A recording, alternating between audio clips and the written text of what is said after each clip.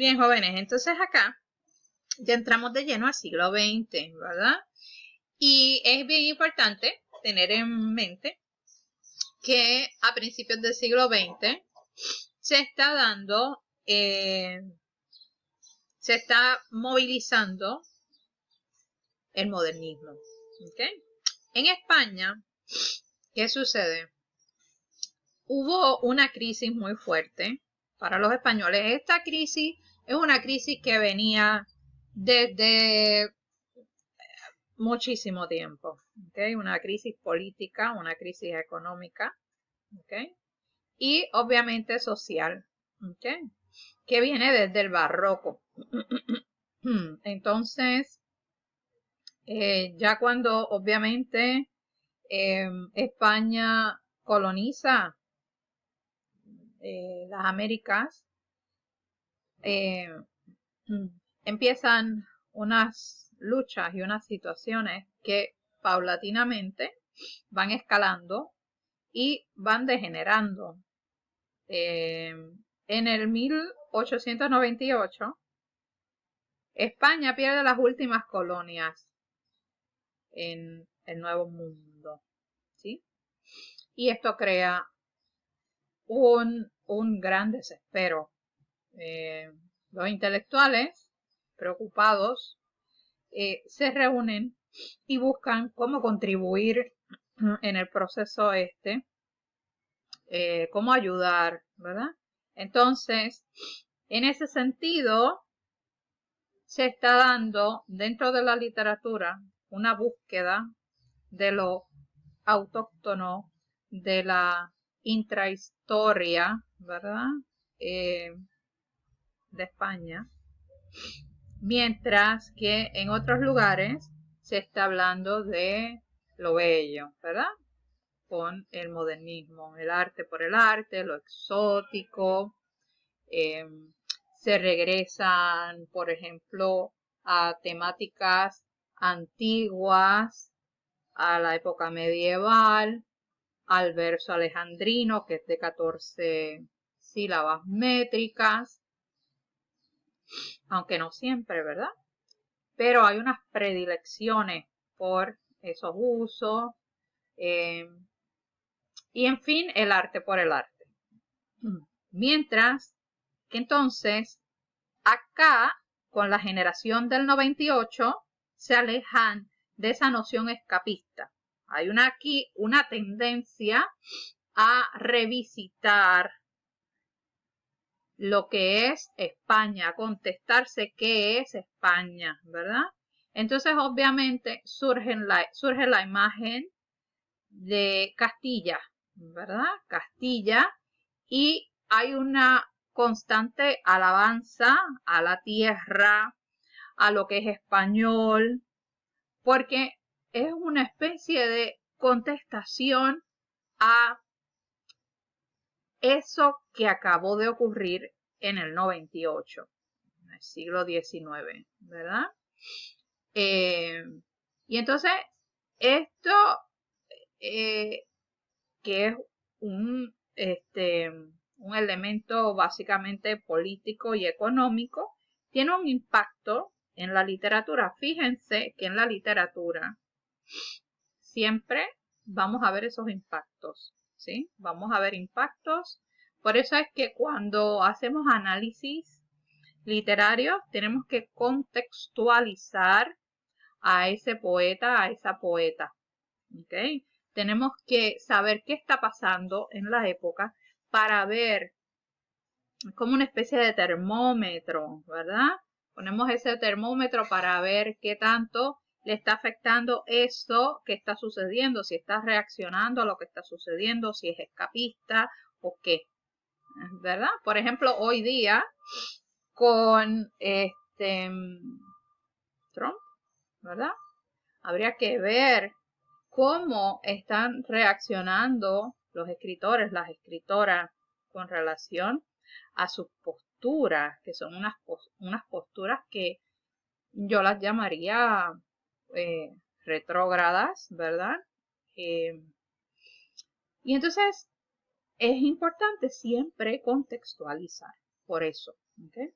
Así es que, como ya les dije, la generación del 98 está en un proceso de análisis, un proceso de encontrar eso, lo español, ¿verdad? Así es que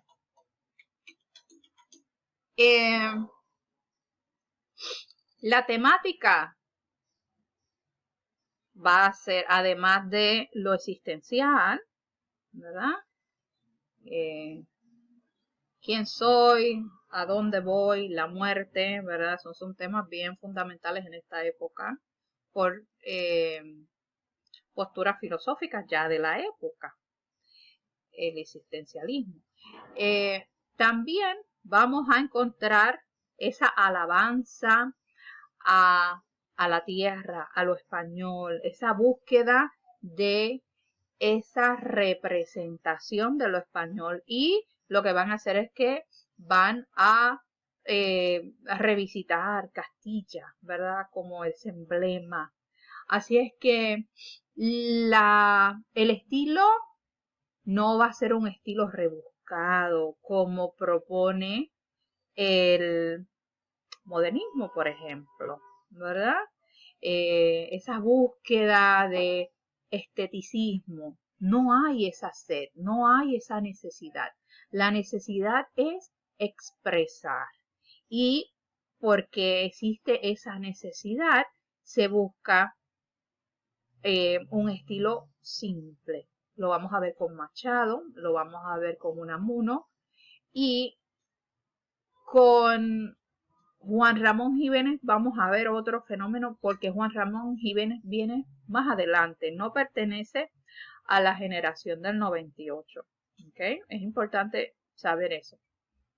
Entonces, me limito, por la cuestión de tiempo, a trabajar la poesía de Miguel de Unamuno y a trabajar la poesía, obviamente, de el representante máximo de la poesía dentro de esa generación, y también uno de los representantes canónicos, ¿verdad?, de la poesía, que sería Antonio Machado. Antonio Machado es un escritor un poeta muy importante. Así es que Unamuno se distingue en no solamente, o sea, no solamente en ensayo, porque es lo que lo define a él, ¿ok? El ensayo. Es ensayista, es un pensador, escribe teatro, pero es muy prolífico. El hombre escribió de todo: poesía, ensayo, teatro, novela, o sea que se mantuvo escribiendo. Machado ya se circunscribe a la poesía. Y entonces quiero que exploren esta semana cómo es la poesía de Machado, cómo es la poesía de Unamuno. ¿Ven algunas influencias de la literatura que se da anterior a ellos? ¿Qué vemos? ¿Verdad? Quiero que vayan pensando eso. Entonces, ¿cuáles son los temas? ¿Cuáles son los temas de Unamuno? ¿Cuáles son los temas de Machado? ¿Qué les llama a ellos la atención? ¿Verdad?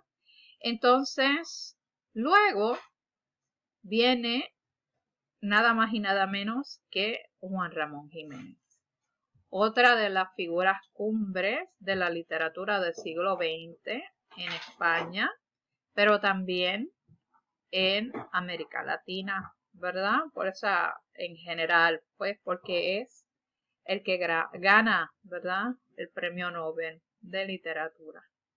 Así es que, como pues parte de esa hispanidad, pues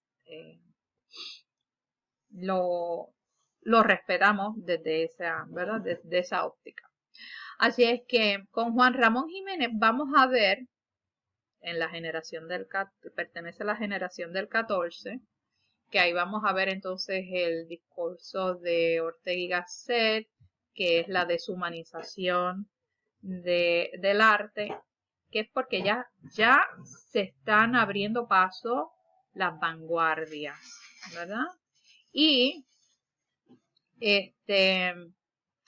con Juan Ramón Jiménez vamos a ver que su poesía tiene 3 etapas. Hay un proceso evolutivo en la poesía de Juan Ramón Jiménez. También Juan Ramón Jiménez, además de que en sí él pues es una figura importante, tiende a ser referencia de esta generación que está juntito ahí, juntito a él, que sería la generación del 27. Fíjense que usualmente las generaciones rompen con lo que está detrás, inmediato, ¿verdad? Lo que está ahí hace unos años atrás.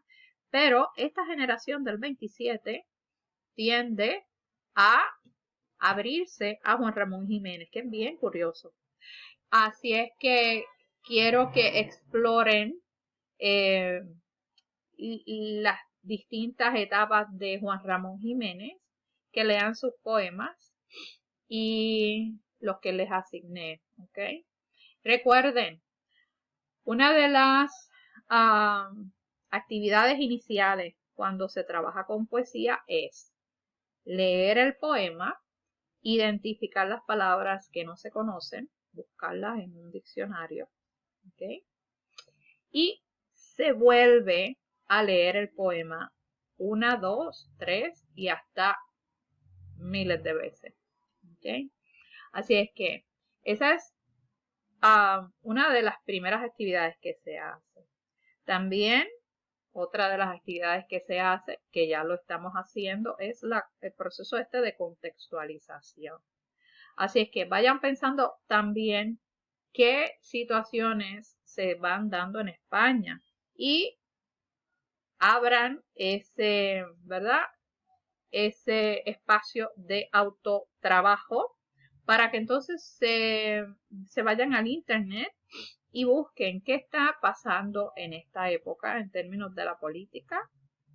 Aunque yo creo que les puse ya bastante en la página, ¿verdad? Sobre lo político, las dictaduras, etcétera, etcétera. Pero si les interesa indagar un poco más, no estaría de más.